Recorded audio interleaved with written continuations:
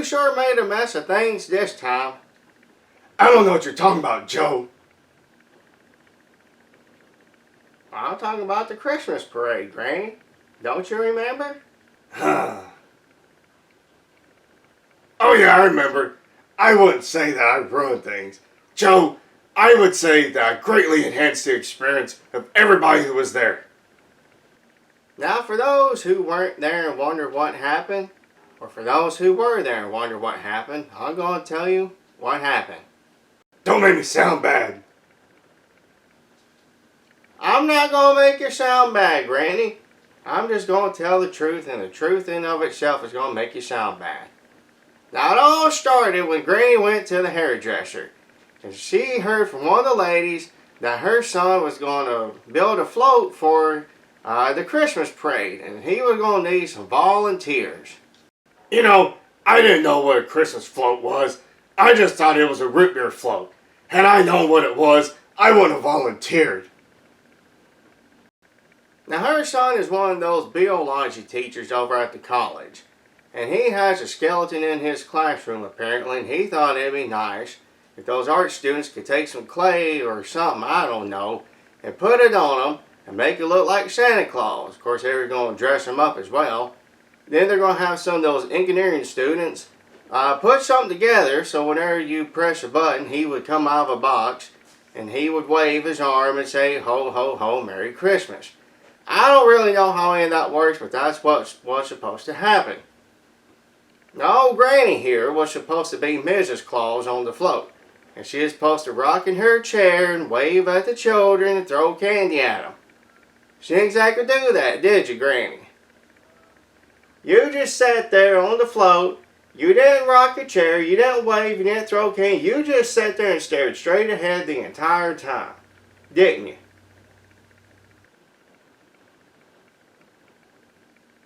Now there's a part in the parade where everybody stops and you showcase what's on your float. And I guess there's some sort of competition, I don't know. And what Granny was supposed to do was say some Christmas eulogy and then take a wand and touch it to the box, and that was going to indicate to press the button for Santa Claus to come out. Except old Granny didn't say the eulogy, did you? Nor did you have the wand. Somehow Granny gets her hands on a road flare.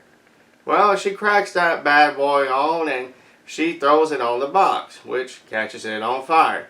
Now, I guess somebody pressed the button by accident and old Santa Claus comes out. And now old Santa Claus is on fire. And he's coming up and down in the box and he's waving his arm and he's saying, ho, ho, ho, Merry Christmas. And all that stuff that's on Santa Claus to make him look like Santa Claus, well, it starts to burn and melt off, revealing the skeleton underneath. And old Granny here, with the microphone still on, starts to say things like, oh look, Santa Claus is burning. Oh, look at the flesh melting off of him. Look, it's just skeleton claws now. I guess you children ain't gonna have Christmas now. I guess he won't be visiting you. Mr. Tom! Mr. Tom, don't you be telling Caroline that skeleton claws ain't gonna be visiting the children now. Well, this causes all the children to start screaming and crying, which then gets all the parents upset. And of course, there's a big ruckus going on in the crowd. But that wasn't the end of it, was it there, Granny? Nope. That's right, now with the box on fire and it's starting to spread on the floor, people are panicking trying to put it out. And one of the students catches their little elf suit on fire. So now they start flailing their arm around, trying to put it out, and now people trying to put them out. So there's students over here running around, and their little arms on fire, and people are trying to just help them, which in turn causes their elf costumes to catch on fire. So now we got all these students in elf costumes on fire. Thankfully nothing bad happens, and we're able to get it put out very quickly. Well, I wouldn't exactly say quickly. It did take some time, but one of the students ran a little too far to the float that was behind ours. And it catches that float on fire, didn't they, Granny? Well, this float was made up of a bunch of stuff that was apparently very flammable. And so that fire starts to spread and get everywhere. And right in the center of this float is this cage. And it's got all these doves inside. There's about 20 or 30 doves, I don't know. Well, the fire spreads to them. I guess the cage comes open. And so now you got all these doves that are on fire. And they just start to fly up into the sky. And now this starts to cause people to scream and panic. And then it gets even worse because they don't last very long, and all these little fireballs begin dropping and fall from the sky to the crowd, which causes even more people to scream and panic. And that wasn't the end of it, was it there, Granny? That's right, because the float behind that one is Santa's Little Prisoners. It's the sheriff's office. Now you got 6 convicts shackled to the float. I guess they're serving some of their community service. You got 2 officers making sure everything's A-okay. And of course these convicts are supposed to toss out candy to the children and whatnot. But because of everything going on, this causes the officers to panic and go see what's going on. Well, the convicts catch them 2 officers, knock them out, take their keys, and unshackle themselves from the float. Which causes the officer driving the truck to get out, and they beat him up. And so now you got 3 officers who are knocked out.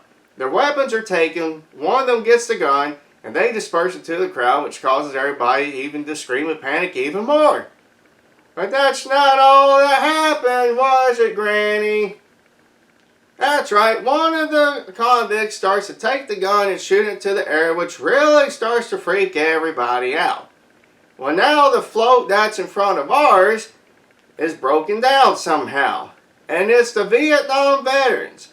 And I guess seeing all this chaos going on, hearing everybody scream and panic, and then hearing the gunfire, causes them to have some horror flashbacks.